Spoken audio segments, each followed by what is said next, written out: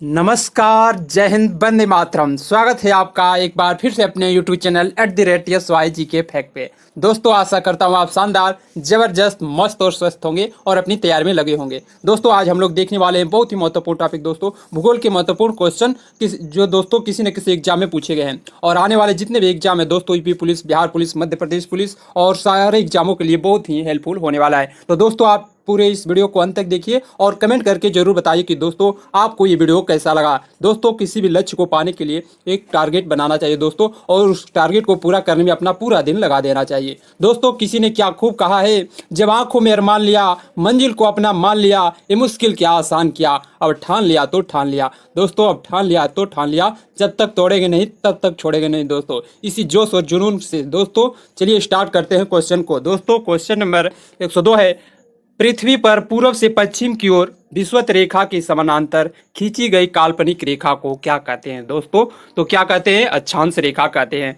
अगला है दोस्तों, भूमध्य रेखा के उत्तर में 23.5 अंश अक्षांश को क्या कहा जाता है? कर्क रेखा कहा जाता है। और दोस्तों, भूमध्य रेखा के दक्षिण में 23.5 अंश अक्षांश को क्या कहा जाता है? मकर रेखा कहा जाता है। दोस्तों, ये सारे क्वेश्चन बहुत ही इंपॉर्टेंट क्वेश्चन है, टॉप सेलेक्टिव क्वेश्चन है दोस्तों, किसी न किसी एग्जाम में पूछे गए हैं और ऐसे ही क्वेश्चन दोस्तों बार बार रिपीट होते हैं। तो आप इस वीडियो को पूरे अंत तक देखिए और दोस्तों वीडियो अच्छी लगे तो इसे लाइक कीजिए और अपने दोस्तों, भाइयों सभी में शेयर कीजिए। दोस्तों, अगला क्वेश्चन देखते हैं।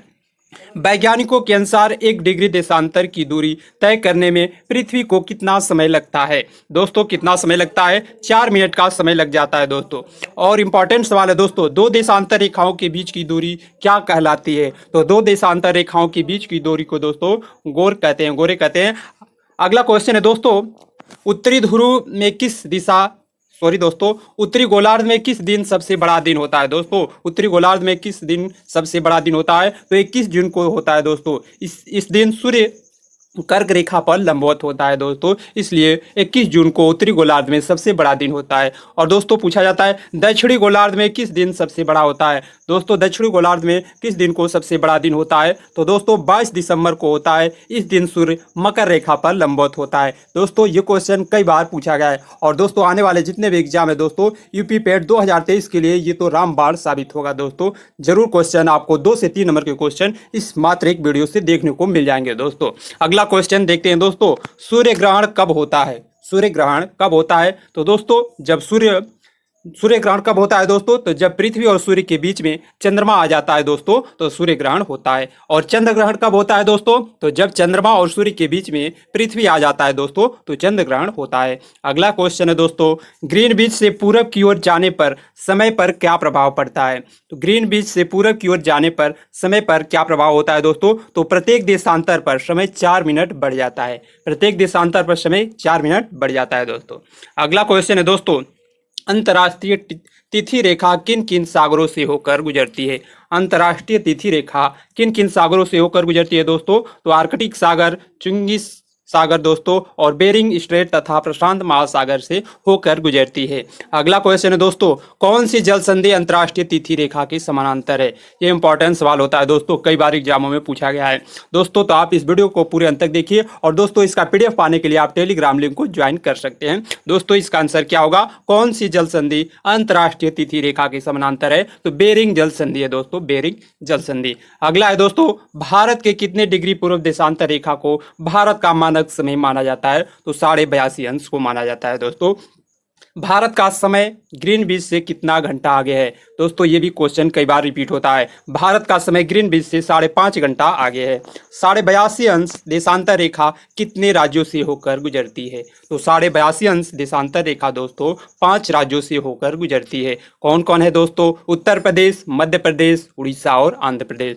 आधी में छाता ऊपर उड़ा दोस्तों, आंध्र प्रदेश, उत्तर प्रदेश, मध्य प्रदेश, छत्तीसगढ़ और उड़ीसा। ये इंपॉर्टेंट सवाल होता है दोस्तों, कई बार पूछा जाता है। तो दोस्तों, अगला क्वेश्चन है, कर्क रेखा भारत के कितने राज्यों से होकर गुजरती है? ये इंपॉर्टेंट सवाल है दोस्तों, कर्क रेखा भारत के कितने राज्यों से होकर गुजरती है? तो 8 राज्यों से होकर गुजरती है। कौन कौन राज्य हैं दोस्तों? कई बार पूछा जाता है। तो गुजरात है, राजस्थान, मध्य प्रदेश, छत्तीसगढ़, झारखंड, पश्चिम बंगाल, त्रिपुरा और मिजोरम है दोस्तों। ध्यान रखिएगा, कई बार क्रम से पूछ लिया जाता है दोस्तों। पूर्व से पश्चिम की ओर कर्क रेखा पर स्थित राज्य बताइए। कर्क रेखा से होकर जाने वाले राज्यों को नाम बताना है दोस्तों। अगला क्वेश्चन है दोस्तों, विषुवत रेखा से विषुवत रेखा से 30 अंश उत्तर और 30 अंश दक्षिण क्षेत्र को क्या कहते हैं? दोस्तों उष्णकटिबंधीय क्षेत्र कहते हैं। उपोष्ण कटिबंधीय क्षेत्र किसे कहते हैं? उपोष्ण कटिबंधीय क्षेत्र किसे कहते हैं? तो 30 अंश से 45 अंश उत्तरी और दक्षिणी अक्षांश के बीच के क्षेत्र को दोस्तों उपोष्ण कटिबंध क्षेत्र कहते हैं। अगला क्वेश्चन है दोस्तों, ध्रुवीय कटिबंध क्षेत्र किसे कहते हैं? ध्रुवीय कटिबंध क्षेत्र किसे कहते हैं दोस्तों? तो 66 अंश से 90 अंश उत्तरी और दक्षिणी अक्षांश के बीच स्थित क्षेत्र को कहते हैं दोस्तों। अगला सवाल है दोस्तों, पृथ्वी के केंद्रीय भाग को क्या कहा जाता है? इंपॉर्टेंट सवाल है दोस्तों, कई बार पूछा जाता है। पृथ्वी के केंद्रीय भाग को क्या कहते हैं? तो कोर कहते हैं। भूप्रपर्टी मुख्यतः किस चट्टान से बनी होती है? भूप्रपर्टी किस चट्टान से बनी होती है? तो बेसाल्ट चट्टान से बनी होती है। और दोस्तों भूप्रपर्टी पर सबसे अधिक कौन सा तत्व पाया जाता है? भूप्रपर्टी पर कौन सा सबसे तत्व अधिक मात्रा में पाया जाता है दोस्तों? तो ऑक्सीजन पाया जाता है, 46.60% पाया जाता है।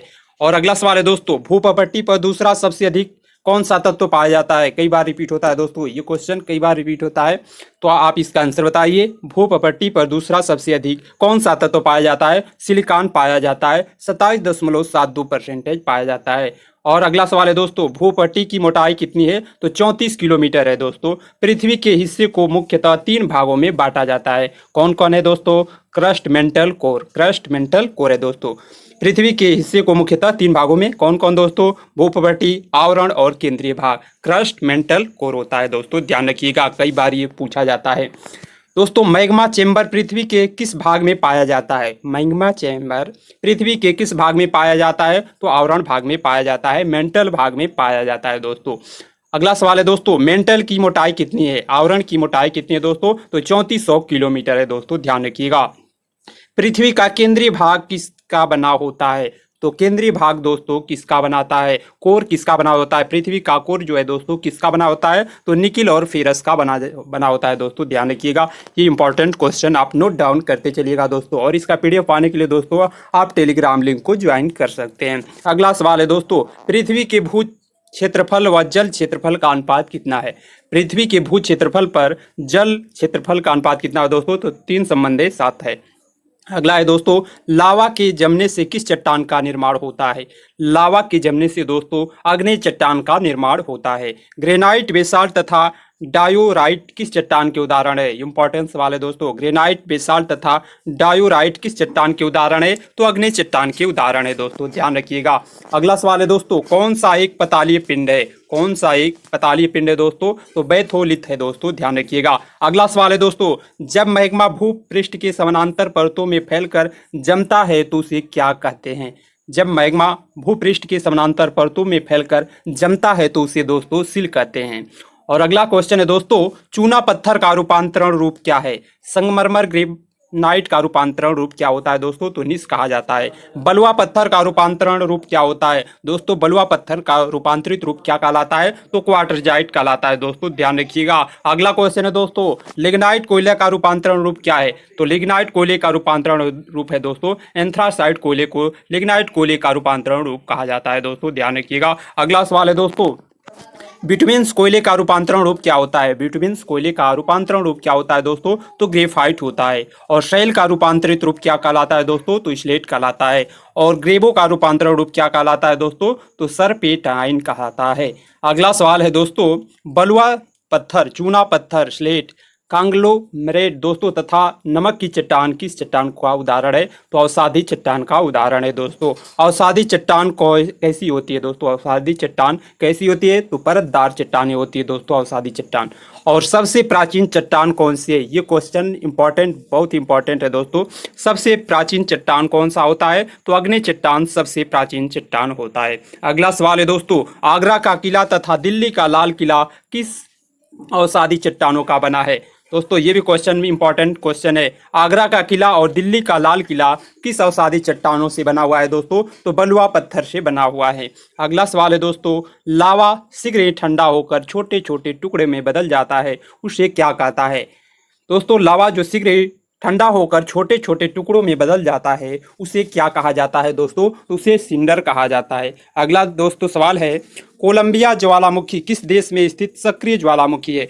कोलंबिया ज्वालामुखी किस देश में स्थित सक्रिय ज्वालामुखी है दोस्तों? तो मैक्सिको की सबसे सक्रिय ज्वालामुखी है? मैक्सिको की दोस्तों। अगला सवाल है, एटना तथा स्ट्राम्बेली ज्वालामुखी किस देश में स्थित सक्रिय ज्वालामुखी है? ये इंपॉर्टेंट सवाल है दोस्तों, कई बार एग्जामों में पूछा गया है। इटली का एटना होता है दोस्तों, और स्ट्राम्बेली भी सक्रिय ज्वालामुखी है इटली का। दोस्तों ध्यान रखिएगा, भूमध्य सागर का प्रकाश स्तंभ किस ज्वालामुखी को कहते हैं? दोस्तों ये तो बहुत इंपॉर्टेंट सवाल है, कई बार पूछा गया है एग्जामों में, और आने वाले जितने भी एग्जाम है दोस्तों जरूर आपको क्वेश्चन देखने को मिल सकते हैं। भूमध्य सागर का प्रकाश स्तंभ किस ज्वालामुखी को कहते हैं दोस्तों? तो स्ट्राम्बोली को कहते हैं। स्ट्राम्बोली को भूमध्य सागर का प्रकाश स्तंभ कहा जाता है। अगला सवाल है दोस्तों, विसुवियस और क्राकोटोवा, फ्यूजीमाम और मेयन किस ज्वालामुखी के उदाहरण है? तो प्रसुप्त ज्वालामुखी के उदाहरण है दोस्तों। किस महाद्वीप में एक भी ज्वालामुखी नहीं है दोस्तों? ये इंपॉर्टेंट सवाल है, किस महाद्वीप में एक भी ज्वालामुखी नहीं है? तो ऑस्ट्रेलिया महाद्वीप में दोस्तों एक भी ज्वालामुखी नहीं है। अगला क्वेश्चन है दोस्तों, फायरिंग ऑफ पैसिफिक किसे कहा जाता है दोस्तों? तो प्रशांत महासागर की परिमेखला को कहा जाता है। अगला सवाल है दोस्तों, विश्व का सबसे ऊंचा ज्वालामुखी पर्वत कौन सा है? तो दोस्तों विश्व का सबसे ऊंचा ज्वालामुखी पर्वत कोटापैक्सी है, जो कि इक्वाडोर में है दोस्तों। इसकी ऊंचाई 19,613 फीट है दोस्तों, ध्यान रखिएगा। विश्व का सबसे ऊंचा सक्रिय ज्वालामुखी कौन सी है दोस्तों? ये भी बहुत इंपॉर्टेंट सवाल है। विश्व का सबसे ऊंचा सक्रिय ज्वालामुखी ओजस डेल सलाडो है, जो कि किस देश में है दोस्तों? अर्जेंटीना, चिली बॉर्डर पर एंडीज पर्वतमाला पर स्थित है दोस्तों। थैंक्स दोस्तों, अगर ये वीडियो अच्छी लगे तो इसे लाइक कीजिए, और इस चैनल पर आप पहली बार आए हैं तो चैनल को सब्सक्राइब कर लीजिए, और बेल आइकन को भी प्रेस कर लीजिए दोस्तों नोटिफिकेशन के लिए। और इसका PDF पाने के लिए दोस्तों आप टेलीग्राम लिंक को ज्वाइन कर लीजिए। तब तक के लिए मिलते हैं नेक्स्ट वीडियो में। जय हिंद दोस्तों।